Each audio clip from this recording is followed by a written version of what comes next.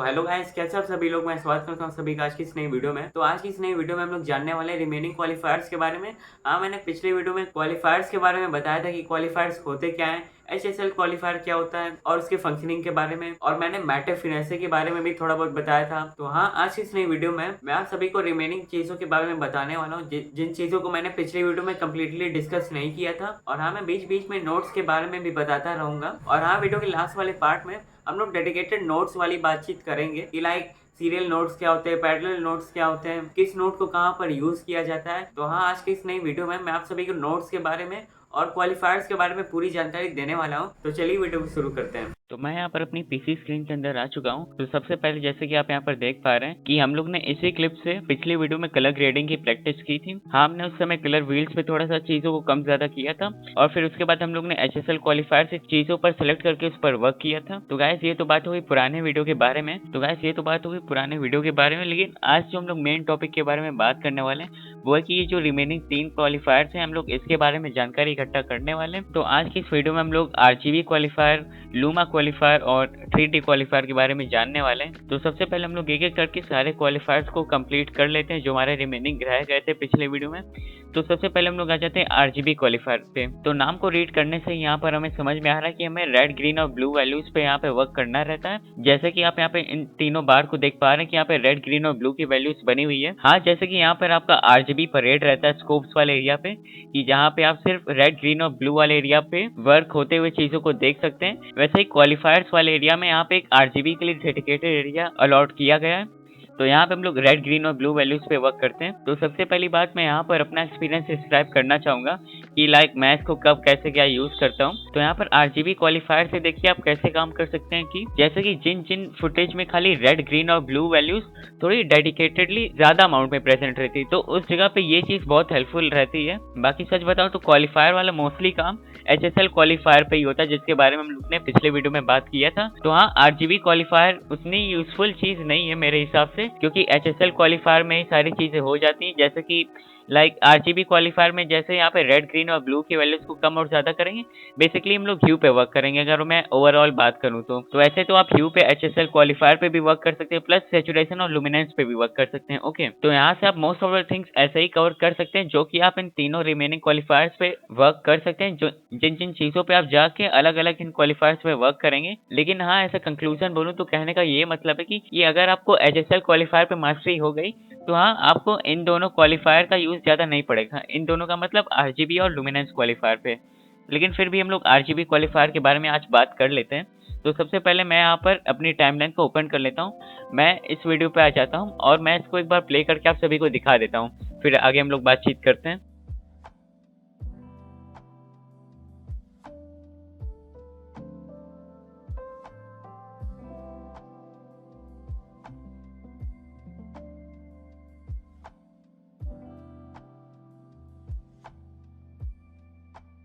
Okay, तो मैंने इस क्लिप को यहाँ पर अभी प्ले किया। तो मैं इसको ऐसी जगह पे ले आता हूँ जहाँ पे हमें थोड़े अपने यूजफुल आउटपुट मिल सकेंगे।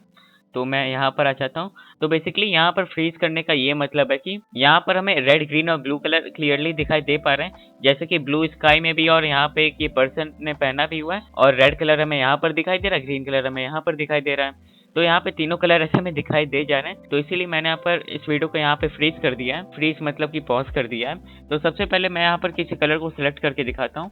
तो रेड कलर को सिलेक्ट कर लेते हैं यहाँ पर। तो जैसे कि आप देख पा रहे हैं कि मैं यहाँ पे चीज़ों को सिलेक्ट कर रहा हूँ, लेकिन यहाँ पे चीज़ें सिलेक्ट हो नहीं पा रही। मैं हाईलाइट पे भी जाके दिखा दे रहा हूँ। तो हाँ, ऐसे कोइंसिडेंस कभी कदार हो जाते हैं। जैसे कि मान लीजिए मैं जब इस वीडियो पे वर्क कर रहा हूँ तो मैं पिकट सब्ट्रैक्ट टूल का क्या पता यूज कर रहा हूँ, और फिर जब मैं RGB क्वालिफायर पे वर्क करने गया हूँ तो यहाँ पर वही टूल पहले से ऑटो सिलेक्टेड है जिसपे मैं, तो इसीलिए बताने का ये मतलब है कि हाँ, कभी कदार ऐसी चीजें हो जाती है, तो घबराने की कोई बात नहीं है। बस एक बार आपको देख लेना होता है कि आपने कौन से टूल को सिलेक्ट कर रखा है। तो सबसे पहले हम लोग यहाँ पे रेड कलर को पिकअप कर लेते हैं। ओके, तो यहाँ पर हमारी रेंज, कलर सारी चीजें डिफाइन हो चुकी हैं, और मैं हाईलाइट भी एक बार टर्न ऑन कर देता हूँ। तो यहाँ से हमारी रेड कलर पिक हो चुकी है, और मैं इसे अच्छे से एक बार पिक कर लेता हूँ। फेदर वाले ऑप्शन पे चले जाते हैं। तो यहाँ पे रेड कलर अच्छे से पिक हो नहीं पा रही। खैर यहाँ इतना ही पिक हो पा रहा है, लेकिन अगर ऐसे कंडीशन में जैसे यहाँ पे रेड कलर अच्छे से पिक हो नहीं पा रही, तो यहाँ पर हम लोग ब्लर रेडियस से भी काम अपना कर सकते हैं। तो यहाँ पर मैंने रेड कलर को पिक कर लिया था। अब लेकिन फिर से मैं एक और चीज बताना चाह रहा हूँ कि क्वालिफायर आरजीबी वाले में आप क्या कर सकते हैं। जैसे कि हम लोग यहाँ पे रेड कलर पे वर्क कर रहे थे, तो यहाँ पे रेड कलर और अच्छे से पिक करने के लिए हम लोग यहाँ पे हाई वाले रेंज को या फिर लो वाले रेंज को कम ज्यादा करके चीजों को और परफेक्टली पिकअप कर सकते हैं। मैं एक बार इसे करके दिखाता हूँ। तो हाई वाले को ही पिक करते हैं क्योंकि हमें और रेंज को एडअप करना है। ओके, सो इसे इंक्रीज करते हैं। तो यहाँ पे व्हाइट टोन आ जा रहा है, तो इसलिए इसको लाइक इतने पे छोड़ देते हैं। तो अब मैं यहाँ पर रेड वैल्यूज पे थोड़ा ऑपरेशन करके दिखाता हूँ। तो यहाँ पे हम लोग ऑफसेट वाले एरिया पे आ जाते हैं, और यहाँ पे जैसे कि आप देख पा रहे हैं कि रेड, ग्रीन और ब्लू कलर का यहाँ पे बार स्पेसिफिक यहाँ पे बना हुआ है नीचे। तो मैं यहाँ से रेड वैल्यूज को इंक्रीज करता हूँ, लाइक इतना भी मैंने कर दिया। अब इसको एक्चुअल वीडियो में हम लोग देखते हैं कि क्या इफेक्ट इस पे पड़ा। पहले रीसेट मारते हैं और इसे अब इंक्रीज करते हैं। तो जैसे कि आप सभी ने यहाँ पर देखा कि मैंने यहाँ पर रेड की वैल्यू को थोड़ा सा इंक्रीज कर दिया, और ऐसे हम लोग कुछ इस प्रकार किसी स्पेसिफिक कलर पे ऐसे वर्क भी कर सकते हैं प्रिसाइसली। तो हाँ, इस चीज को करने से दो चीजें डिमॉन्स्ट्रेट हो पाई कि पहली बात, अगर हम लोग को आरजीबी कलर में किसी स्पेसिफिक रेड, ग्रीन या फिर ब्लू कलर पे वर्क करना है या फिर उससे रिलेटेड टोन पे वर्क करना है, तो तब आरजीबी क्वालिफायर हमारे लिए यूजफुल है। तो यहाँ से दूसरी चीज ये पता चली कि यहाँ पे आरजीबी क्वालिफायर सिलेक्शन के मामले में उतनी अच्छी चीज नहीं है। तो मैंने यहाँ पर आंटी के रेड टी शर्ट वाले एरिया पे वर्क किया था, लेकिन यहाँ पे अंकल के येलो टी शर्ट में जो रेड कलर डिफ्यूज वे में प्रेजेंट था, उस पर भी थोड़ा सा इफेक्ट आ गया और बैकग्राउंड में भी चीजों पर इफेक्ट आ गया। तो इसीलिए आरजीबी क्वालिफायर यहाँ पे उतना सक्सेसफुल नहीं रहा। खैर, ये बहुत कम ही केस में सक्सेसफुल हो पाता है आरजीबी क्वालिफायर, नहीं तो हमें ऐसे कुछ प्रॉब्लम आ जाते हैं कि हम लोग किसी स्पेसिफिक जगह पे वर्क कर रहे हैं, लेकिन ओवरऑल कहीं कहीं उसके आर्टिफैक्ट्स हमें देखने को मिल जाते हैं। और उसमें भी कभी कदार हम लोग इन चीजों को ऐसे भी फिक्स कर सकते हैं, जैसे कि यहाँ पे हाई लो वैल्यूज हैं, इसको मैं अगर कम ज्यादा करूँ, जैसे कि एल सॉफ्ट वाले को करते हैं, क्योंकि यहाँ पे जो थोड़ी बहुत जगह पे रेड कलर का टोन आ गया है, उसे हम लोग को यहाँ से हटाना है। तो इसे मैं कम करता हूँ। तो यहाँ पे ये उतना हेल्पफुल नहीं हो पा रहा है, क्योंकि कुछ कुछ जगह अभी भी रेड का इफेक्ट प्रेजेंट है। तो ओवरऑल कंक्लूजन क्या कहने का मतलब है कि यहाँ पे जो आरजीबी क्वालिफायर है, ये उतनी काम की चीज नहीं है। मोस्टली जैसे कि हमें इन कलर्स पे वर्क करना रहता है, उन चीजों का वर्क आप एचएसएल क्वालिफायर से बहुत आराम से कर सकते हैं। तो कहने का ये मतलब है कि आरजीबी क्वालिफायर उतनी हेल्पफुल चीज नहीं है बहुत मामलों में। तो मेरा जितना एक्सपीरियंस रहा कि यहाँ पे उतना काम हेल्पफुल नहीं हो पाता है, लेकिन उल्टे काम यहाँ पे थोड़ा ज्यादा ही बिगड़ जाता है। तो इसीलिए मेरा क्या कहना कि आप यहाँ पर आरजीबी क्वालिफायर के बारे में बताने से मेरा ये मतलब था कि हाँ यार, ये चीज भी ऐसे होती है कि यहाँ पे हम लोग रेड, ग्रीन और ब्लू की वैल्यूज पे वर्क कर सकते हैं। लेकिन हाँ, मेरी क्या प्रेफरेंस रहेगी कि आप इस क्वालिफायर का उतना यूज ना करें, क्योंकि सच बताऊं तो मेरा जितना एक्सपीरियंस है, ये चीज मुझे इतनी रेलेवेंट नहीं लगी। और बाकी most of the things HSL qualifier पे हो जाती है, जैसे कि आपको ह्यू चेंज करना है, सैचुरेशन, लुमिनेंस, इन दोनों वैल्यूज पे अगर आपको वर्क करना है, तो सारी चीजें यहाँ पे एक जगह पर हो जाती हैं। तो फिर उसके बाद हम लोग आ जाते हैं लुमिनेंस क्वालिफायर पे। यहाँ पे क्या सीन है कि जैसे कि आप सभी ने एचएसएल क्वालिफायर को यहाँ पे देखा होगा, यहाँ पे ह्यू, सैचुरेशन और लुमिनेंस पे वर्क होता है एक ही जगह पर। तो वही हम लोग लुमिनेंस क्वालिफायर में ह्यू और सैचुरेशन वाली एरिया यहाँ पे बाय डिफॉल्ट लॉक रहती है। बस यहाँ पे लुमिनेंस की वैल्यू को हम लोग कम ज्यादा यहाँ से ऐसे कर सकते हैं। तो बस यहाँ पे यही वर्क होता है। तो लुमिनेंस क्वालिफायर पे वर्क करने के लिए मैं यहाँ पर किसी एक ढंग की क्लिप को इंपोर्ट कर लेता हूँ। तो Ctrl+I, और फिर मैं यहाँ पर इस क्लिप को इंपोर्ट कर लेता हूँ, ओपन, और मीडिया पोल से इसे यहाँ पर ले आते हैं और कलर पेज में आ जाते हैं। तो यहाँ पर हम लोग आ जाते हैं। तो यहाँ पर एक अंकल बने हुए हैं, मैं इनकी क्लिप को एक बार प्ले करके दिखा देता हूँ। Ctrl+F, play.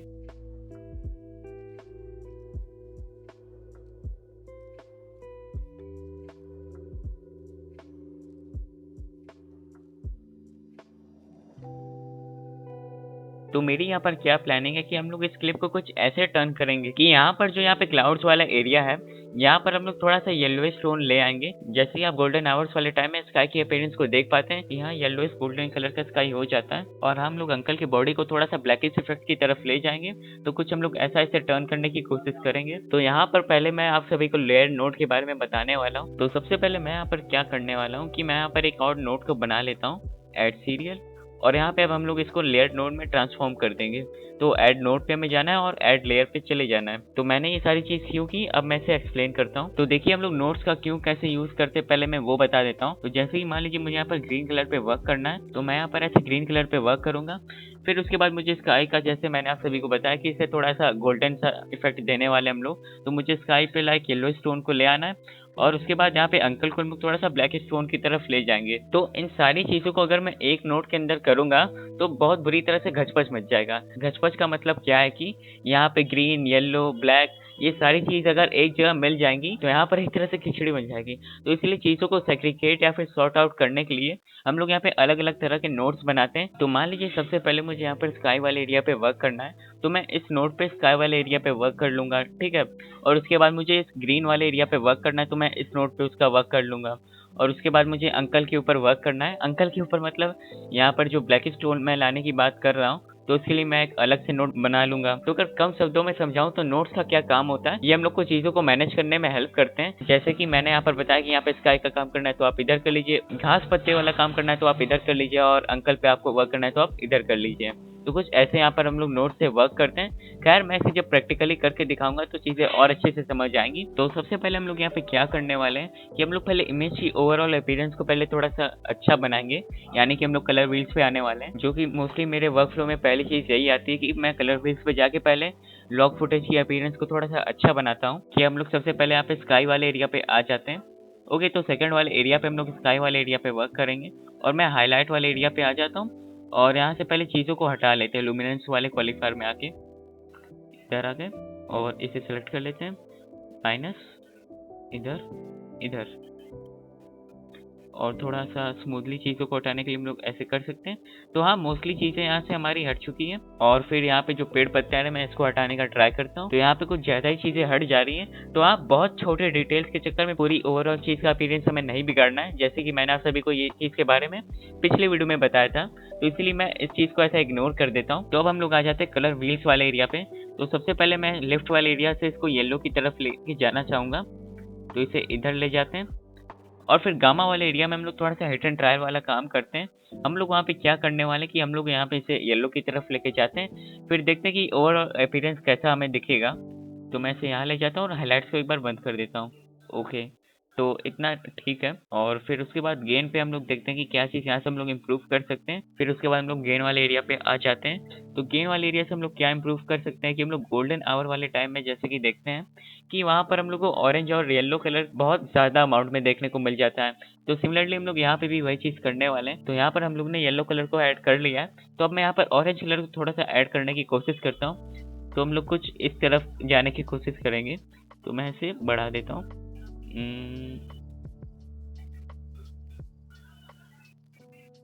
एक मिनट, इससे इतना कर देते हैं। तो इसे इतना कर देते हैं और उसके बाद हम लोग यहाँ पे ऑफसेट वाले एरिया पे आके लाइक चीज़ों को थोड़ा सा हल्का सा पिंक की तरफ लेके जाने की कोशिश करेंगे। तो मैं इसे यहाँ पे ले जाता हूँ। ओके, तो फिर यहाँ पर आप लोगों ने स्काई वाले एरिया पे वर्क कर लिया है। अब मैं एक बार इस चीज़ को यहाँ पे ला के दिखाता हूँ, तो ऐसे आपको चीज़ें और अच्छे से दिख पाएंगी, क्योंकि मैं ऐसे जब हाईलाइट को बंद कर रहा हूँ तो यहाँ पे चीज़ दिख नहीं पा रही है। इसी वजह से मैं यहाँ पे कलर ग्रेड को कॉपी कर लेता हूँ, Ctrl+C, और यहाँ पे पेस्ट कर देते हैं Ctrl+V।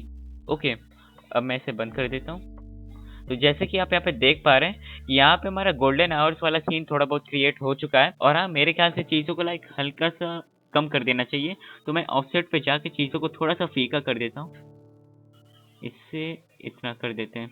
ओके, तो यहाँ पर हमने कुछ ऐसा स्काई का कलर चेंज कर लिया है। और उसके बाद हम लोग ग्रीन एरिया पे वर्क कर लेते हैं, यानी कि पेड़ पौधे वाले एरिया पे। और फिर ग्रीन एरिया पे वर्क करने से पहले मैं यहाँ पर क्या करना चाहूँगा, मैं सबसे पहले यहाँ पर हाईलाइट वाले एरिया पे आ जाऊँगा। और यहाँ पर जो थोड़े भी मुझे यहाँ पे ये जो येलो कलर दिखाई दे पा रहे हैं, उसको हटाने के लिए मैं यहाँ पे क्या करूँगा कि मैं मैटे फिनेसे पे आ जाऊँगा। हाँ, इसके बारे में भी हम लोग ने पिछले वीडियो पे डिस्कस किया था। तो हाँ, हम लोग सबसे पहले यहाँ पर क्या करने वाले, हम लोग ब्लैक एंड व्हाइट वाले एरिया पे आ जाते हैं, ब्लैक एंड व्हाइट हाईलाइट पे। और उसके बाद यहाँ पे जो यहाँ पे पार्टिकल्स हमें दिखाई दे रहे हैं, इसको गायब करने के लिए मैं यहाँ पर क्लीन ब्लैक वाले एरिया पे आ जाता हूँ और यहाँ से इन व्हाइट पार्टिकल्स को हटा देता हूँ। मैं इसे करके दिखाता हूँ, इंक्रीज, और ये लीजिए सारे यहाँ पे अनवांटेड सिलेक्शन यहाँ से गायब हो चुके हैं। और यहाँ पे वो हल्की फुल्की चीज़ें हैं, लाइक उसको आप थोड़ा सा इग्नोर कर सकते हैं, मेरा जो मानना है। और हाँ, अब ऐसे सिलेक्शन करने में हमें प्रॉब्लम नहीं आएगी। और उसके बाद हम लोग यहाँ पे इन एंड आउट रेशियो के बारे में भी डिस्कस कर लेते हैं। तो ये बेसिकली क्या रहता है कि ये हमारे सिलेक्शन रेंज को इंक्रीज करने में हेल्प करता है। तो इन एंड आउट रेशियो हमारे सिलेक्शन को एड अप करने में मदद करता है। ये इस तरह से मदद करता है जैसे कि यहाँ पे थोड़ा सा ब्लरी ब्लरी सी चीजें आ पा रही है ना, तो अगर मैं इसको यहाँ पे इंक्रीज करूंगा तो ये इन अ शार्प वे एजेस को क्रिएट करने में और ऐसे सिलेक्शन को और अच्छे से हमें क्रिएट करने में मदद करेगा। मैं इसे एक बार प्रैक्टिकली करके दिखाता हूँ। तो मैं इसे इंक्रीज करता हूँ तो कुछ हमारा सिलेक्शन ऐसा हो चुका है। मैं एक बार इसे लाइक अंडू करके भी दिखाता हूँ कि जिससे हमें पता चलेगा कि ये चीज़ पहले क्या थी और अब क्या हो चुकी है। कंट्रोल प्लस जेड, तो ये यहाँ पे कुछ ब्लर इफेक्ट था ऐसे यहाँ पर, और फिर कंट्रोल शिफ्ट प्लस जेड अपने नए इफेक्ट को अचीव करने के लिए। तो इन एंड आउट रेशियो से क्या होता है कि हम लोग सिलेक्शन को ऐसे एडअप करते हैं कि उससे हम लोग शार्प एजेस को जनरेट कर पाते हैं। ओके, तो ये तो बात हो गई सिलेक्शन की। और मैं यहाँ पे लुमिनेंस वाले एरिया पे आके क्या करने वाला हूँ कि मैं येलो वाले एरिया पे वर्क करके इसकी थोड़ी सी ब्राइटनेस को हल्का सा कम करने वाला हूँ और लुमिनेंस को ही। तो हम लोग यहाँ पे क्या करने वाले हैं कि हम लोग यहाँ पे इसे थोड़ा सा डल करने वाले हैं, मतलब बेसिकली ब्राइटनेस को कम करने वाले हैं। तो मैं सबसे पहले यहाँ पे क्लिक कर लेता हूँ। तो हाँ, यहाँ पर मेरे से गलती हो गई है। गलती इन द सेंस कि यहाँ पे मैंने इसको सेलेक्ट कर रखा था, तो इसलिए यहाँ पर ऐसी चीज़ हो गई। तो कंट्रोल प्लस जेड, और मैं यहाँ पे कलर पिकर से यहाँ पे ड्रॉप मार देता हूँ। और अब मैं यहाँ पे क्या करने वाला हूँ कि मैं लुमिनेंस वाले एरिया से चीज़ों को लाइक कम ज़्यादा करके इसकी थोड़ी सी ब्राइटनेस को कम कर देता हूँ। तो इतनी ठीक रहेगी, इससे ज़्यादा करेंगे तो लाइक बहुत ही पेल येलो दिखाई देगा। तो हमारा येलो एरिया पे इतना वर्क हो चुका है। अब हम लोग ग्रीन वाले एरियाज पे वर्क करने वाले हैं। तो उसके लिए मैं यहाँ पे अगले नोड पे आ जाता हूँ। मैं इस नोड के ग्रेड को रीसेट कर देता हूँ और हम लोग यहाँ से ग्रीन एरियाज पे वर्क करेंगे। तो मैं यहाँ पर ग्रीन एरिया पे ऐसे क्लिक कर देता हूँ और मैं यहाँ पर हाईलाइट वाले एरिया पे आ जाता हूँ सेकंड नोड पे ग्रीन वाले एरिया को सिलेक्ट करने के लिए। और मैं कलर पिकर से ग्रीन वाले एरिया पे एक बार क्लिक मार देता हूँ। तो हम लोग इधर क्लिक मार देते हैं और अब हाईलाइट वाले एरिया पे आ जाते हैं। पिकर सब्ट्रैक्ट पे क्लिक कर देता हूँ और फिर मैं यहाँ पर अंकल के इमेज पे एक बार क्लिक कर देता हूँ। ओ नो, यहाँ पे पूरी चीज उड़ गई है। तो फिर मैं यहाँ पर कि मैं पहले कलर पिकर से ग्रीन एरिया को फिर से पिक करता हूँ और उसके बाद फेदर ऐड और सब्ट्रैक्ट का मैं यूज करने वाला हूँ। तो यहाँ पर फेदर सब्ट्रैक्ट पे क्लिक कर देते हैं और अंकल पे एक बार क्लिक कर देते हैं। और अब मैं यहाँ पे लुमिनेंस वाले ग्राफ पे आ चुका हूँ। तो मैं यहाँ से ग्रीन एरिया को पिकअप कर लेता हूँ। तो इससे मैं कम ज़्यादा करके एडजस्ट कर रहा हूँ यहाँ पे। ओके, सो इससे हम लोग कुछ इतना रख देते हैं और हम लोग पिकर ऐड से चीज़ों को ऐड अप कर लेते हैं। ओके, तो हमारा काम कुछ ऐसे बन जाएगा और मैं फर्दर ऐड से और चीज़ों को प्रिसाइजली ऐड कर लेता हूँ। ये तो इतना चलेगा। अब हम लोग थोड़ा सा एक्सपेरिमेंट करके देखते हैं कि ग्रेनेस इफेक्ट कैसा आ रहा है। तो लॉग व्हील्स पे आ जाते हैं या फिर कलर वॉर्पर पे ही आ जाते हैं। और अब मैं कलर वॉर्पर पे आके ग्रीन वाले एरियाज को पहले सैचुरेटेड कर देता हूँ। तो मैं यहाँ पे एक बार क्लिक करता हूँ और उसके बाद मैं इसे बढ़ा देता हूँ।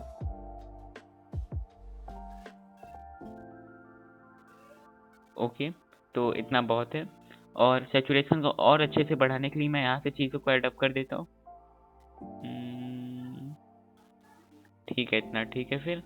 और उसके बाद मैं यहाँ से इसे देख लेता हूँ। तो यहाँ पर थोड़ी सी प्रॉब्लम हो गई है। एक्चुअली क्या हुआ है कि जो मैं अपनी पिछली वीडियो को रिकॉर्ड कर रहा था जिसमें मैंने बताया कि मैंने ये चीज़ कैसे अचीव की है कि मतलब मैंने यहाँ पे नोट्स बनाए, नोट्स बनाने का क्या पर्पस था, कैसे कलर ग्रेडिंग की मैंने, वो वाले क्लिप में थोड़ा सा ग्लिच आ गया है कि उसमें क्या है कि ऐसे स्क्रीन फ्रीज हो गई है और उसमें जो भी मैं वॉइस से बोल रहा हूँ वो वाली चीज़ रिकॉर्ड हो गई। तो हाँ, इस वजह से वो क्लिप एक तरह से डिस्ट्रॉय हो चुकी है। खैर कोई नहीं, अब जो हो गया वो हो गया, हम लोग अभी पे ध्यान देते हैं। तो फिलहाल मैं आप सभी को बस ये कंक्लूजन बताने वाला हूँ कि मैंने ये चीज़ कैसे अचीव की। तो सबसे पहले मैंने यहाँ पे क्या किया था कि मैंने यहाँ पर एक नोड बना लिया था। मैंने यहाँ पे क्वालिफायर से लाइक पहले वाले में पेड़ पौधे ग्रास पे वर्क किया था, फिर उसके बाद यहाँ पे स्काई पे मैंने वर्क किया था और उसके बाद मैंने यहाँ पर स्काई पे वर्क किया था। एक्चुअली मैंने यहाँ से सिलेक्शन बनाया था, फिर उसके बाद मैं यहाँ पर आकर मैंने स्काई को कलर ग्रेड किया, फिर उसके बाद मैंने यहाँ पे अंकल के बॉडी को ब्लैक कलर में ऐसे ट्रांसफॉर्म किया, फिर उसके बाद यहाँ पर हम लोग ने ग्रीन कलर पे थोड़ा सा डार्क ग्रीन शेड ऐसे डालने की कोशिश की थी और ये हमारा एंड रिजल्ट है। तो मैं इसे एक बार आपको प्ले करके दिखाता हूँ। तो हमारे एंड रिजल्ट को दिखाने से पहले मैं आप सभी को पिछले कलर ग्रेड के बारे में भी दिखाना चाहता हूँ कि हाँ, यहाँ पे कुछ ऐसा सीन था। मैं एक बार इसे प्ले भी कर देता हूँ और अब हम लोग ने इसे कुछ ऐसा ट्रांसफॉर्म कर दिया है। मैं इसे प्ले करता हूँ अब। हाँ, मैंने हल्का फुल्का यहाँ पे स्लो मोशन भी डालने की कोशिश की है और कुछ ऐसी चीज़ें यहाँ पे दिखाई दे रही हैं। तो बस यहाँ पे प्रॉब्लम क्या हो गई कि मैंने थोड़ा-सा आखिरी के समय में थोड़ी-सी जल्दी से कलर ग्रेडिंग करने की कोशिश की थी, तो इसी वजह से जब मैं क्लिप को यहाँ पे ले आ रहा हूँ, तो यहाँ देख रहे हैं यहाँ पे कलर छोटे-छोटे से दिखाई दे रहे हैं। तो उस चीज़ को अचीव करने के लिए हमें यहाँ पर थोड़े हेवी कंट्रोल्स की तरफ जाना पड़ेगा। हाँ, हेवी का मतलब यहाँ पे हमें थोड़ी-सी मास्किंग करनी पड़ेगी, फिर ट्रैकर विंडो पे जाना पड़ेगा। तो इन चीज़ों के बारे में मैंने आप सभी को इंट्रोड्यूस किया नहीं है, तो ऐसे ये भी लग सकता है कि ये क्या यहाँ पे चीज़ें हो रही हैं, चीज़ें तो सर के ऊपर से जा रही हैं, तो ऐसी फील ना आए, इसलिए मैंने इस चीज़ को यहाँ पर ही छोड़ दिया है। और हाँ, उसके बाद मैं आप सभी को क्लिप भी दिखा देता हूँ कि वो कलर ग्रेड होने के बाद कैसा दिखना चाहिए according to black magic designs. हाँ, मैंने वहीं से ये कलर ग्रेड करने के लिए फुटेज उठाया है, तो मैं एक बार उनकी ऑफिशियल वेबसाइट पे जाके चीज़ों को दिखा देता हूँ। तो हाँ, मैं यहाँ पे वेबसाइट पे आ जाता हूँ। तो हाँ, मैंने इसी क्लिप को उठाया था, मैंने इसकी कैमरा ओरिजिनल फाइल वाली वीडियो को डाउनलोड कर लिया था और कलर ग्रेड होने के बाद ये चीज़ कुछ ऐसे दिखेगी। और मैंने कलर ग्रेडेड फाइल को भी डाउनलोड कर लिया। मैं उसे एक बार प्ले करके दिखाता हूँ कि ऐसे आपको एक रेफरेंस मिल पाएगा कि हाँ, हमें कुछ इस लेवल तक कलर ग्रेड करना है और अभी हमारा लेवल क्या है। जब ऐसे आप कलर ग्रेडिंग बाद में प्रैक्टिस करेंगे, तो उस पर्पज़ से मैं उस फाइल को भी दिखा देता हूँ, कलर ग्रेडेड फाइल को। तो मैं भी इसे प्ले कर देता हूँ।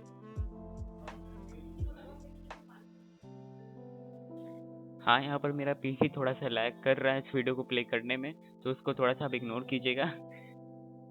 तो हाँ, कलर ग्रेड होने के बाद ये फुटेज कुछ ऐसी दिखाई देगी और अब मैं इसे पॉज़ कर देता हूँ और उसके बाद हम लोग अपने फुटेज पे आ जाते हैं जिसको मैंने कलर ग्रेड किया है।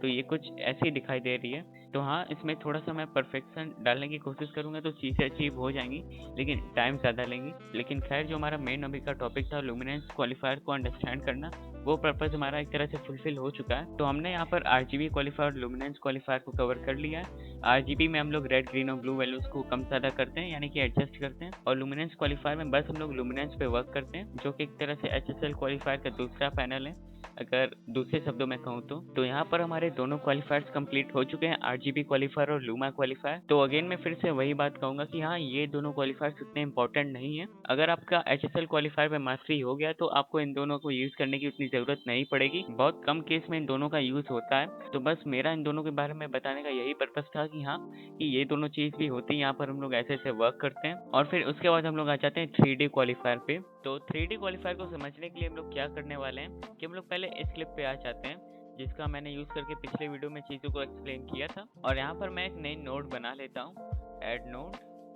सीरियल, और फिर उसके बाद मैं यहाँ पे 3D क्वालिफायर पे आ जाता हूँ। तो यहाँ पर ये चीज़ कैसे वर्क करती है मैं आप सभी को ये बात एक्सप्लेन कर देता हूँ। तो सबसे पहले मैं यहाँ पे क्या करने वाला हूँ कि मैं कलर पिकर को यहाँ से ऐसे सेलेक्ट कर लेता हूँ और उसके बाद मुझे जो कलर यहाँ पे पिक करना है मैं उसे सिलेक्ट कर लेता हूँ। जैसे कि हमें फेस वाली एरिया को पिकअप करना है तो मैं यहाँ पे ऐसे इसे पिक कर लेता हूँ। तो हमारा फेस ऐसे पिकअप हो चुका है। और जैसे कि अब मैं यहाँ पे मान लीजिए यहाँ पे जो थोड़ी बहुत डिटेल्स बच जा रहे हैं, इसे मैं अगर पिकअप करने जाऊँगा तो यहाँ वाले डिटेल्स हट जाएंगे। जैसे कि मैं एक बार इसे करके दिखाता हूँ, देख रहे हैं मैं यहाँ पे जब पिकअप करने गया तो यहाँ वाली डिटेल्स हट गए। तो इसके लिए आप क्या कर सकते हैं कि मैं पहले इसे रीसेट कर देता हूँ। तो उसको ऐड करने के लिए मैं यहाँ से पिकर ऐड को यहाँ पे यूज़ कर लेता हूँ। तो हम लोग इससे यहाँ पे ड्रॉप कर देते हैं। ओके, तो यहाँ पे चीज़ें सेलेक्ट हो गई, लेकिन यहाँ पे अनवांटेड चीज़ें भी आ चुकी हैं। तो उसे हटाने के लिए मैं फिगर सब्ट्रैक्ट का यूज़ कर लेता हूँ।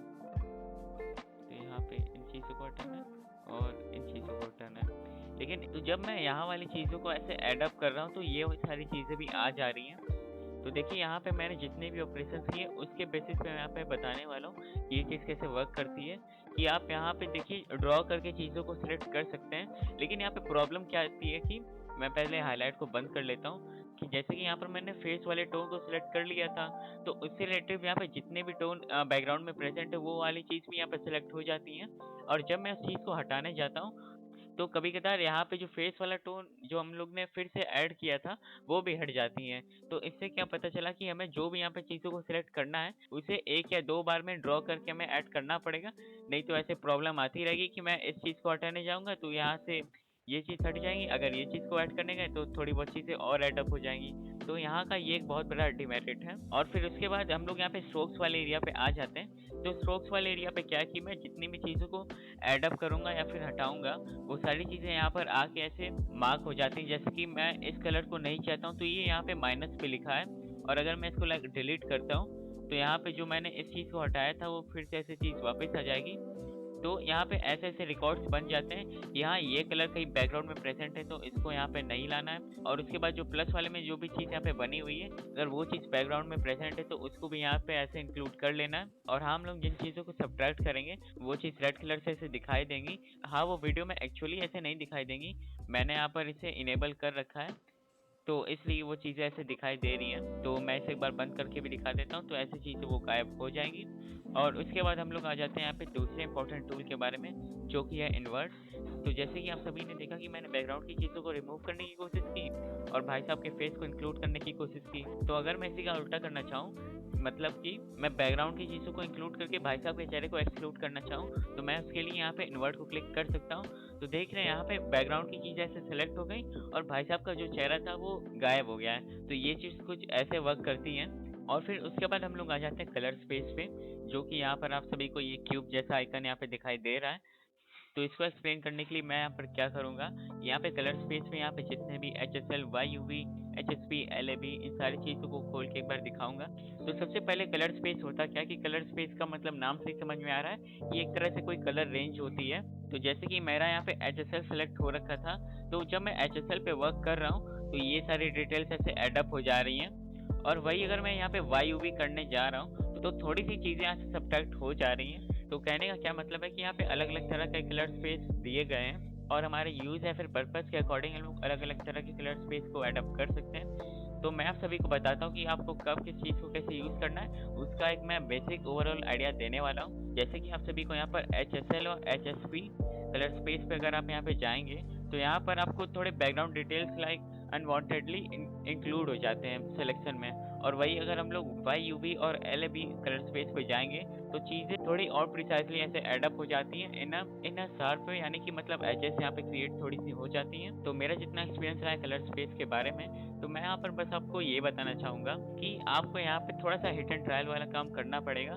जैसे कि यहाँ पर मेरे लिए HSL उतना वर्क नहीं कर पाया क्योंकि यहाँ पे बैकग्राउंड डिटेल्स आ जा रही हैं। तो यहाँ पर मैं YUV या फिर LAB पे स्विच करूँगा और मुझे YUV पे भी थोड़े से डिटेल्स यहाँ पे इंक्रीज हो जा रहे हैं, मतलब बैकग्राउंड डिटेल्स, तो इसीलिए मैं LAB पे वर्क करूँगा। तो ये थोड़ी सी हिट एंड ट्रायल वाली चीज़ है और आपको यहाँ पे थोड़ा सा हिट एंड ट्रायल मार के चेक करना पड़ेगा कि यार कहाँ पर मुझे चीज़ें और अच्छे से मिल पा रही हैं, मतलब डिटेल्स कहाँ से ऐसे हट पा रहे हैं या फिर डिटेल्स कहाँ पे कैसे एडअप हो पा रहे हैं। और यही कलर स्पेस हमें कलर वॉलपेपर में भी देखने को मिल जाता है, जैसे कि आप यहाँ पे देख सकते हैं। तो हाँ, बस एक लास्ट में मैं ये कंक्लूजन देना चाहूँगा कि जैसे कि आप यहाँ पे जितने भी कलर स्पेस आप सभी को यहाँ पे दिखाई दे रहे हैं, अगर आप नीचे की डायरेक्शन में जाएंगे, मतलब जैसे कि आप HSV पे खड़े हैं, तो अगर आप नीचे जाएंगे तो यहाँ पे कलर टोन्स थोड़े ऐसे सॉफ्ट में हमें देखने को मिल जाते हैं अगर हम लोग नीचे की तरफ जाते हैं। और वही अगर हम लोग ऊपर की तरफ जाते हैं तो यहाँ पर हम लोग को थोड़े हार्ड या फिर हार्श कलर टोन देखने को मिल जाते हैं। जैसे कि अगर मैं यहाँ पे HSP पे जाऊँगा तो आप देख पा रहे होंगे कि यहाँ पे वाइट रीजन थोड़ा सा ज़्यादा है और थोड़ा इन डार्कर वे में यहाँ पर हमें कलर रेंज प्रेजेंट दिखाई दे रहे हैं। और वही मैं अगर HSP लॉग में चला जाऊँगा तो यहाँ पे और डार्क हो गया और यहाँ पे वाइट स्पेस थोड़ी सी और ज़्यादा है। तो हाँ, ये थोड़ी सी प्रैक्टिकल चीज़ है। आप यहाँ पे जब वर्क करेंगे, आप 3-4 कलर स्पेस पे अलग अलग क्या चीज़ों के बारे में वर्क करेंगे तो आपको लाइक वहाँ से और अच्छे से समझ में आएगा। और ये ऐसा नहीं कि मतलब लाइक आप स्किन टोन वाले पे काम कर रहे हैं तो आपको लाइक ये कलर स्पेस हेल्पफुल रहेगा या फिर कोई दूसरा कलर स्पेस हेल्पफुल रहेगा। तो अलग अलग क्लिप पे अलग अलग कलर स्पेस अलग अलग रिजल्ट देता है। तो ये चीज़ आपको और अच्छे से ऐसे समझ में आएंगी। और बाकी हम लोग 3D व्यूअर पे वापस आ जाते हैं। और उसके बाद में जो आखिरी चीज़ यहाँ पे क्वालिफायर में बताना चाहूँगा वो ये कि आप क्रोमा और लूमा वाले एरिया पे जैसे कि आप देख पा रहे हैं, यहाँ पे जो एक टाइप का आइकन यहाँ पे बना हुआ है जो कि एडेप्टिव क्रोमा सॉफ्टनेस, तो आप इसको कम ज़्यादा करके ऐसे कलर रेंज को इंक्लूड एक्सक्लूड कर सकते हैं। जैसे कि मैंने इसको यहाँ पे 100 कर दिया तो यहाँ पे बहुत सारी चीज़ें आ गई, तो इसको मैं कम ज़्यादा करके ऐसे चीज़ों को इंक्लूड एक्सक्लूड ऐसे भी कर सकता हूँ। और यहाँ से हम लोग एक्स एक्सेस और वाई एक्सेस वाली डिटेल्स को कम ज़्यादा कर सकते हैं। और उसके बाद हमें जो यहाँ पे 2 आइकन्स दिखाई दे रहे हैं, जो सबसे पहला यहाँ पर लो वाला है, इसको हम लोग कम ज़्यादा करेंगे तो यहाँ से हमारे सिलेक्शन की इंटेंसिटी को कम ज़्यादा हम लोग कर सकते हैं। और उसके बाद यहाँ पे जो हमें यहाँ पे सन वाला आइकन दिखा रहा है, जो कि ऐसा आइकन के हम लोग टैब को देख के समझ सकते हैं। तो हाँ, यहाँ से हम लोग ब्राइटनेस को कम ज़्यादा करते हैं, जैसे कि मैं इसे इंक्रीज़ करता हूँ। तो अगर मैं ऐसे इंक्रीज़ करूँगा या फिर डिक्रीज़ करूँगा तो वीडियो में जितने ब्राइटर पोर्शन है वो ऐसे इंक्लूड एक्सक्लूड हो जाते हैं। और इसको मैं रीसेट कर देता हूँ। और उसके बाद यहाँ पे जो रिमेनिंग 2 आइकन्स बने हुए हैं, तो याद करिए हम लोग ने और क्वालिफायर्स में फेदर, ऐड और सब्ट्रैक्ट का ऑप्शन यहाँ पे देखा था, जो कि यहाँ पर 2 ऑप्शन हमें यहाँ पे दिखाई दे रहा है। तो यहाँ पर भी ये वही दोनों आइकन बने हुए हैं। तो बस ये भी वही फेदर वाले ही ऑप्शन बने हुए हैं। इससे क्या है कि हम लोग इंटेंसिटी पे काम करेंगे और इससे हम लोग क्या है कि ब्राइटनेस पे वर्क करेंगे। तो अब मैं क्वालिफायर्स वाले पार्ट के लिए कंक्लूजन कहना चाहूँगा। तो मोस्टली हम लोग क्या करते हैं कि हम लोग HSL क्वालिफायर में ही अपना लाइक 90 to 80% वाला काम कर लेते हैं, और अगर हम लोग को सिलेक्शन में और अच्छे से वर्क करना रहता है तो हम लोग 3D क्वालिफायर पे आके ऐसे हम लोग चीज़ों पे वर्क कर लेते हैं। तो बस क्वालिफायर्स वाले पार्ट में 3D क्वालिफायर और HSL क्वालिफायर ही मोस्टली यूज होता है। और उसके बाद हम लोग आ जाते हैं आज के सबसे मेन इंपॉर्टेंट टॉपिक पे, जो कि नोट्स पर। तो नोट्स को बताने के लिए मैं यहाँ पे क्या करने वाला हूँ कि मैं अलग अलग तरह के क्लिप्स का एग्जांपल लेने वाला हूँ। तो नोट्स को बताने के लिए सबसे पहले मैं यहाँ पे क्या करूँगा कि मैं पहले ये बताऊंगा कि नोट्स होते क्या, हम लोग किस लिए और क्यों उसको यूज़ करते हैं, कितने तरह के नोट्स होते हैं, किसको कहाँ पर यूज़ करना है। तो मैं इस तरह नोट्स को यहाँ पे एक्सप्लेन करने वाला हूँ। तो सबसे पहले नोट्स को एक्सप्लेन करने के लिए मैं यहाँ पर इस क्लिप में आ जाता हूँ। जैसा कि आप यहाँ पे देख पा रहे होंगे, यहाँ पे मैंने ढेर सारे नोट्स बना रखे हैं। यहाँ पे मैंने कुछ और काम किया है, यहाँ पे मैंने कुछ और काम किया है, और ऐसे ही मैंने चीज़ों को आखिरी में एक जगह पे सम अप कर लिया है। तो नोट्स का देखिए क्या वर्क होता है। ये बेसिकली नोट्स हमें चीज़ों को मैनेज करने में हेल्प करते हैं। जैसे कि मैंने ग्रास से रिलेटेड वर्क कर लिया तो मैंने इस नोट पे वो काम किया था, और मैंने यहाँ पे स्काई से रिलेटेड वर्क किया था तो मैंने इस नोट पे काम किया था, और उसके बाद स्काई पे मैंने जब कलर ग्रेडिंग की तो मैंने इस नोट पे काम किया, और उसके बाद जब मैंने अंकल के बॉडी को ब्लैक बनाया तब मैंने इस नोट पे काम किया। तो कुछ इस प्रकार हम लोग वर्क को डिवाइड करके अलग अलग नोट्स पे काम करते हैं। नहीं तो अगर वही चीज़ को अगर हम लोग एक जगह पे काम करेंगे तो ऐसे खिचड़ी बनने के चांसेस बढ़ जाते हैं। तो ऐसे हमारी चीज़ें ऑर्गेनाइज हो जाती हैं। और उसके बाद सबसे पहले यहाँ पे जो आपको डॉट्स दिखते हैं, एक यहाँ पर और एक यहाँ पर, ये दोनों स्टार्टिंग और एंडिंग वाले डॉट्स हैं।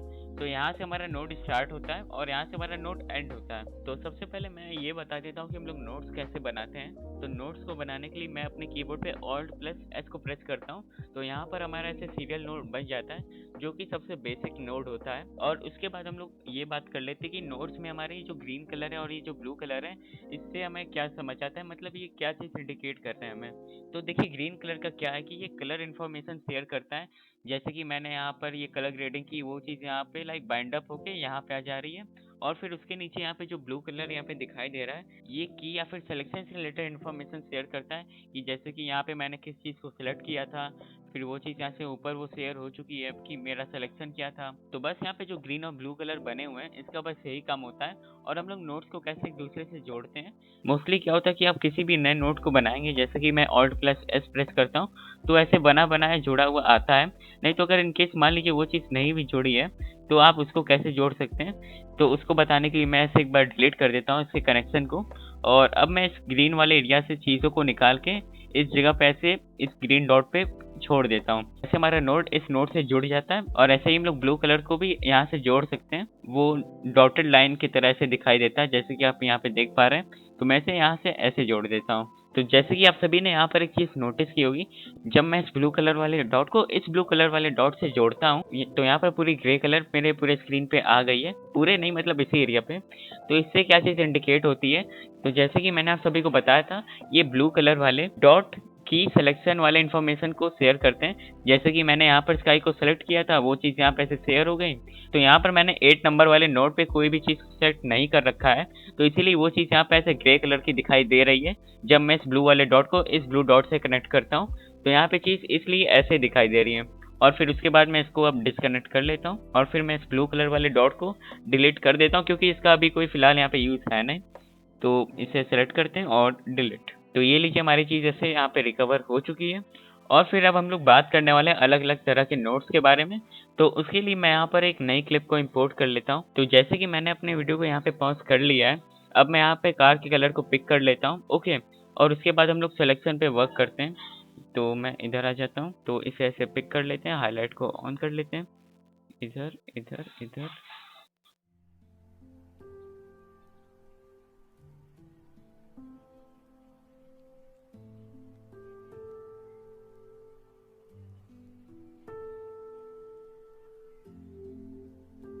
तो यहाँ पर हमारी कार की कलर पिक हो चुकी है। अब मैं इसका ह्यू चेंज करने की कोशिश करता हूँ। तो मैं यहाँ पर ऑफसेट में जाके इसको ग्रीन कलर का टोन देने की कोशिश करता हूँ। तो हाँ, अब हमारी कार ग्रीन कलर में चेंज हो चुकी है। तो अब मैं यहाँ पे क्या करूँगा कि मैं सीरियल नोट को इसके पहले एक ऐड कर देता हूँ। तो उसके लिए यहाँ पे मुझे एक बार फिर से राइट क्लिक मारना होगा और यहाँ पे ऐड नोड में ऐड सीरियल बिफोर पे क्लिक करता हूँ। और उसके बाद मान लीजिए मैं मैं वीडियो की ओवरऑल चीज़ों पे वर्क करता हूँ। जैसे कि मैं कर्व्स पे आ जाता हूँ और मैं यहाँ पे इसे ऐसे कम ज़्यादा करके कुछ देखता हूँ। तो ये इतने पे कुछ है, तो मैं ऐसे कुछ इतना कर देता हूँ। तो आप यहाँ पे देख पा रहे होंगे कि जो मैंने इनपुट यहाँ पे दिया, मतलब मैंने ब्राइटनेस को यहाँ पे कम ज़्यादा किया, या फिर लाइक आपको डिटेल्स को लाइक और अच्छे से दिखाने के लिए कि मतलब आप पहले नोट पे अगर हम लोग कुछ वर्क करते हैं वो चीज़ दूसरे पे अप्लाई होती है, इस चीज़ को दिखाने के लिए मैं यहाँ पर कुछ भी ऐसे आगे पीछे कर देता हूँ। तो जैसे कि मैंने यहाँ पर चीज़ को लाइक एकदम ऊपर कर दिया, तो यहाँ वाले नोट्स पे जो काम हुआ था वो लाइक एक तरह से डिस्टर्ब हो गया पूरी तरीके से। तो हाँ, नोट्स में ये चीज़ है कि यहाँ अगर आपके लास्ट वाले नोट के पहले वाले नोड में अगर आप कुछ भी छेड़छाड़ करते हैं, तो हाँ, आपके लास्ट वाले नोड में अप्लाई की गई चीज़ भी अफेक्ट होती है उससे। तो बस बताने का मेरा यही मतलब था इससे। और अब इस चीज़ को कैसे टैकल करें या फिर इस चीज़ से कैसे बचें, उसी चीज़ के सॉल्यूशन के लिए अब मैं यहाँ पर लेयर नोड को इंट्रोड्यूस करने वाला हूँ। तो सबसे पहले मैं इन चीज़ों को रीसेट कर देता हूँ और अब मैं लाइक कोई नया एग्जांपल ले लेता हूँ। तो लेयर नोड हमेशा ऐसा कुछ दिखाई देता है। तो इसमें हम लोग 2-3 सीरियल नोड्स को एक के नीचे एक ऐसे रखते हैं, जैसे कि आप यहाँ पे इन तीनों को देख पा रहे हैं। और वो तीनों सीरियल नोड्स एक तरह से एक जगह पे कंबाइन होते हैं, जिसको हम लोग लेयर मिक्सर कहते हैं। तो यहाँ पे क्या कि ये एक के ऊपर एक लेयर ऐसे रख के चीज़ों को दिखाता है। जैसे कि मैंने यहाँ पर ग्रास का वर्क किया था, फिर उसके बाद अंकल पे वर्क किया था, फिर उसके बाद मैंने स्काई पे कलर ग्रेड किया था। और हाँ, आप यहाँ पे क्या कर सकते हैं कि आप अलग अलग लेयर बना के अलग अलग ऑब्जेक्ट्स पे वर्क कर सकते हैं, अलग अलग ऑब्जेक्ट या फिर सिलेक्शन पे। तो ये चीज़ कुछ ऐसे वर्क करती है। और फिर हम लोग ने जो तीनों अलग अलग नोड्स बनाए कि लाइक कि जैसे कि मैंने ग्रास का काम इधर किया और स्काई का काम इधर किया, वो सारे नोड्स आके एक जगह पे मिल जाते हैं, जिसको हम लोग लेयर मिक्सर बोलते हैं। तो अगर मैं इस पे राइट क्लिक करता हूँ, तो यहाँ पर हमें नोड को ऐड करने का, लॉक करने का, डिलीट करने का, और यहाँ पे हम लोग को इनपुट को रिमूव या फिर ऐड करने का ऑप्शन भी मिल जाता है। और अगर हम लोग चाहें तो इसे लाइक ऐसे कंपोजिट मोड में करके यहाँ पे चीज़ों को ब्लेंड या फिर मिक्स कर सकते हैं। जैसे कि आप सभी ने लाइक कभी फोटोशॉप चलाया होगा, तो वहाँ पे 3-4 लेयर्स को मिक्स करने के ऑप्शन आते हैं कि लाइक उसमें हम लोग डॉज एंड बर्न कर सकते हैं, ओवरले की तरफ से ऐड कर सकते हैं। तो हाँ, बहुत लोग को ये चीज़ फेमिलियर लग रही होगी। और जिन लोग को ये चीज़ों के बारे में नहीं पता, तो ये एक तरह से चीज़ों को मिक्स करने के अलग अलग तरीके हैं। जैसे कि मैं यहाँ पे डार्कन पे क्लिक करता हूँ, तो यहाँ पे अगर कोई ओवरलैप करने वाली चीज़ होती, तो वहाँ पे वो एक अजीब सी इफेक्ट देती। तो मैं क्या कहूँगा कि इस चीज़ को आप प्रैक्टिकली 3-4 लेयर्स को ऐसे ऐड करके आप देखिएगा कंपोजिट मोड में जाके कि लाइक आप इन सारे ऑप्शंस में से किसी भी ऑप्शन को लाइक क्लिक करके अप्लाई कर रहे हैं, तो कैसे क्या चीज़ें दिखाई दे रही हैं। और फिर उसके बाद यहाँ पे मॉर्फ इनटू पैरेलल नोड का ऑप्शन दिखाई दे रहा है। मॉर्फ का मतलब यहाँ पे कन्वर्ट है या फिर चेंज कह लीजिए। तो मैं अगर इस पे अगर टिक करता हूँ, तो यहाँ पे ये पैरेलल नोड में ऐसे कन्वर्ट हो जाता है। और हाँ, मैं यहाँ पर एक और बात भी बताना चाहता था। जैसे कि इसको अगर मैं लाइक लेयर मिक्सर नोड पे चेंज कर देते हैं, और यहाँ पे जैसे कि सबसे नीचे जो नोड है उसकी हायरार्की यहाँ पे पहले रहती है, कि हाँ मतलब यहाँ पे जो चीज़ रहेगी वो पहले दिखाई देगी, फिर उसके बाद यहाँ वाली चीज़, फिर उसके बाद यहाँ वाली चीज़। तो ऐसे ही चीज़ ऐसे वर्क करती हैं। फॉर एग्जांपल, जैसे कि यहाँ पे ये जो ग्रास वाला एरिया है ये ग्रीन कलर का है, ओके। अब मैं ऐसे ही ग्रास वाले एरिया को अब मैं क्या करने वाला हूँ कि मैं ऐसे एक और नोड यहाँ पे बना लेता हूँ, लेयर नोड ही बना लेते हैं हम लोग। और यहाँ पे मैं ग्रास की सिलेक्शन बना लेता हूँ। तो यहाँ पे हमारी ग्रास की सिलेक्शन बन चुकी है। अब ग्रास के चेंज को विजिबली मैं दिखाने के लिए मैं क्या करूँगा कि मैं इसको लाइक एकदम अलग ही कलर पे ले जाऊँगा।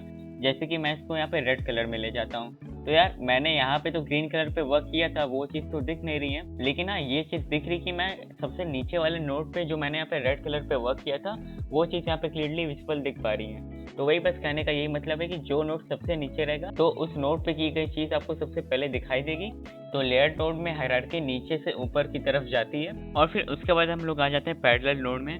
तो मैं लेयर नोड को पैरेलल नोड में यहाँ पे चेंज कर देता हूँ। तो इसे हम लोग क्लिक करते हैं और इस चीज़ को हम लोग अभी लाइक रीसेट कर देते हैं। रीसेट मतलब कि अंडू कर देते हैं। तो पैरेलल नोड को समझाने के लिए मैं यहाँ पर क्या करने वाला हूँ कि पहले मैं यहाँ पर लेयर मिक्सर नोड को मॉर्फ इनटू पैरेलल नोड कर लेता हूँ। तो यहाँ पे चीज़ें देखिए कैसे वर्क करती हैं कि यहाँ पर चीज़ें ब्लेंड होके वर्क होती हैं।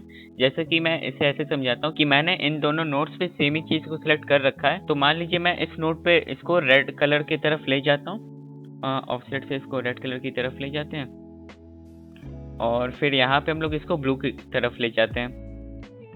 तो जैसे कि हम सभी को पता है कि रेड और ब्लू कलर को एड अप करने से हमें आउटपुट में पिंक कलर देखने को मिल जाता है। तो वैसे ही जैसे कि मैंने आप सभी को बताया था कि पैरेलल नोड में चीजें ब्लेंड हो जाती हैं, तो वही चीज यहाँ पे हुई कि जहाँ पे रेड और ब्लू कलर मिक्स हो रहे हैं वहाँ पे पिंकिश इफेक्ट यहाँ पे देखने को मिल रहा है। तो हाँ, हम लोग पैरेलल नोड को तब यूज करते हैं जहाँ पर हम लोग को लाइक ऐसा ब्लेंडिंग इफेक्ट चाहिए रहता है, दो कलर को लाइक मिला के जैसे नया कलर प्रोड्यूस होता है ऐसा इफेक्ट दिखाने के लिए। और फिर उसके बाद हम लोग आ जाते हैं आउटसाइड नोड पे। तो देखिए आउटसाइड नोड कुछ ऐसे वर्क करता है कि इसमें हम लोग क्या करते हैं कि मान लीजिए मुझे इस अंकल पे सिलेक्शन बनाना है, तो उसके लिए मैं यहाँ पर विंडो पे आ जाता हूँ और यहाँ पे मैं इस सर्कल का यूज कर लेता हूँ अंकल पे। तो मैं इसे यहाँ पर इसे अंकल के पास रख देता हूँ। तो इसमें देखिएगा क्या होगा कि मैं अंकल के पास में जितनी भी चीज़ों को सिलेक्ट कर रहा हूँ तो पहले नोड में ये सारी चीज़ें ऐसे सिलेक्ट हो जाएंगी। ओके, और फिर उसके बाद मैं इस नोड को सिलेक्ट करने के बाद Alt+O प्रेस करूंगा तो इसको छोड़ के बाकी जो सारी चीज़ें वो सारी चीज़ ऐसे सेलेक्ट हो जाएंगी। मैं इसे एक बार करके दिखाता हूँ। पहले अंकल की चीज़ को सिलेक्ट कर लेते हैं और फिर इस टैब को प्रेस करने के बाद मैं यहाँ पर Alt+O दबाता हूँ। तो जैसे कि आप सभी ने देखा कि मैं थोड़ा सा स्क्रीन को जूम करता हूँ, तो यहाँ पर मैंने अंकल के सर्कल को इस क्लिप में सिलेक्ट कर रखा था, तो इसीलिए यहाँ पे अंकल की चीज़ें सिलेक्ट हो रखी थी और बाकी कोई चीज़ सिलेक्ट नहीं थी। और जब मैंने Alt+O प्रेस किया तो अंकल की जो चीज़ पिछले नोड में सेलेक्ट हो रखी थी उसको छोड़ के बाकी सारी चीज़ सेलेक्ट हो गई थी और उसको छोड़ के बाकी सारी चीज़ सेलेक्ट हो गई। तो हाँ, आउटसाइड नोड कुछ ऐसे वर्क करता है और हाँ, मास्किंग करते समय ये बड़ी ही यूजफुल चीज़ होती है। तो इसके बारे में हम लोग अगले वीडियो में भी डिस्कस करेंगे। तो अब हम लोग आ जाते हैं अगले नोड पे और फिर इसके बाद हम लोग स्प्लिटर नोड के बारे में इंफॉर्मेशन को गैदर करने वाले हैं। तो उसको जानने के लिए मैं यहाँ पर क्या करूँगा कि जैसे कि मैं इस नोड को सिलेक्ट कर लेता हूँ। ओके, तो स्प्लिटर को ऐड करने के लिए मैं यहाँ पर अपने कीबोर्ड पे इस नोड को सिलेक्ट कर लेने के बाद Alt+Y प्रेस करूँगा। तो जैसे कि आप यहाँ पे देख पा रहे होंगे, तो स्प्लिटर को ऐड करने से पहले मैं यहाँ पे सारे रिमेनिंग नोड्स को थोड़ा साइड में कर लेता हूँ। तो ऐसे हम लोग को नए नोड्स के बारे में डिस्कस करने के लिए थोड़ी सी ज़्यादा जगह मिल जाएगी। तो मैं इसे इधर ले जाता हूँ कहीं। तो अब मैं यहाँ पर Alt+Y क्लिक करता हूँ, Alt+Y। तो यहाँ पर हमें 3 बने बनाए नोड्स देखने को मिल जाते हैं। तो ये नोड क्या करता है कि जैसे कि जो भी हमारा पिछला नोड रहता है उसमें जितने भी कलर डिटेल्स रहते हैं उसको ये नोड रेड, ग्रीन और ब्लू कलर में ब्रेक कर देता है। जैसे कि अगर मैं इस नोड को सिलेक्ट करता हूँ और मैं यहाँ पर किसी भी वैल्यू को कम ज़्यादा करता हूँ, जैसे कि कॉन्ट्रास्ट को, तो यहाँ पर रेड कलर के ही कॉन्ट्रास्ट पे वर्क होगा। मैं इसे ज़्यादा करता हूँ तो देखा आपने यहाँ पे रेड कलर के वैल्यू पे कॉन्ट्रास्ट का वर्क हुआ। और वैसे ही अगर मैं इस नोड पे वर्क करता हूँ तो RGB वाले में जो दूसरा शब्द रहता है वो G है, यानी कि ग्रीन। तो यानी कि यहाँ पे ग्रीन कलर के वैल्यूज पे वर्क होगा। तो यहाँ पे मैं कॉन्ट्रास्ट को बढ़ाता हूँ तो देख रहे हैं यहाँ पे ग्रीन कलर आ गया। और ऐसे ही उसके नीचे अगर मैं जाऊंगा तो यहाँ पे ब्लू कलर के वैल्यूज पे वर्क होगा। तो ये नोट बेसिकली हमारे वीडियो में रेड, ग्रीन और ब्लू के वैल्यूज में डिफरेंशिएट कर देता है। तो यहाँ से हम लोग रेड, ग्रीन और ब्लू के वैल्यूज को कम ज़्यादा सेपरेटली एडजस्ट कर सकते हैं। तो चलिए गाइस, आज की वीडियो में बस इतना ही। आज हम सभी ने जाना नोड्स के बारे में और रिमेनिंग क्वालिफायर्स के बारे में, हाँ लूमा क्वालिफायर और RGB क्वालिफायर के बारे में और 3D क्वालिफायर के बारे में भी। तो चलिए गाइस, ये तो बात होगी आज के वीडियो के बारे में। और हाँ, मैं आप सभी दिल से थैंक यू करना चाहूंगा। मैं आपको बता दूं कि हमारे चैनल ने 101 सब्सक्राइबर्स कंप्लीट कर लिए हैं। हाँ, मैंने यहाँ पर हमारे शब्द को यूज किया है क्योंकि ये सारी चीज आप सभी के सपोर्ट के बिना पॉसिबल नहीं हो पाती। तो इसीलिए a big thank you to all. तो ऐसा ही अपना प्यार और सपोर्ट बनाए रखें। और हाँ, ये तो एक शुरुआत है, हम लोग बहुत आगे तक जाएंगे। तो चलिए गाइस, आज की वीडियो में बस इतना ही। आशा करता हूँ सभी को आज की ये वीडियो अच्छी लगी होगी। तो अगर आप सभी को आज की ये वीडियो अच्छी लगी तो आप इस वीडियो को लाइक कर सकते हैं। मेरे चैनल पे न्यू है तो आप मेरे चैनल को सब्सक्राइब कर सकते हैं। और हाँ, एक बार फिर से आप सभी का मैं धन्यवाद करना चाहूंगा आप सभी के प्यार और सपोर्ट के लिए। और बाकी चलिएगा, इस मिलते हैं हम लोग अगले वीडियो में। तो अगले वीडियो में हम लोग ट्रैकिंग, मास्किंग के बारे में जानने वाले और नोट्स 3 के बारे में भी जानने वाले। तो चलिएगा, आज की वीडियो में बस इतना ही। मैं मिलता हूँ सभी से अगली वीडियो में। तब तक के लिए धन्यवाद।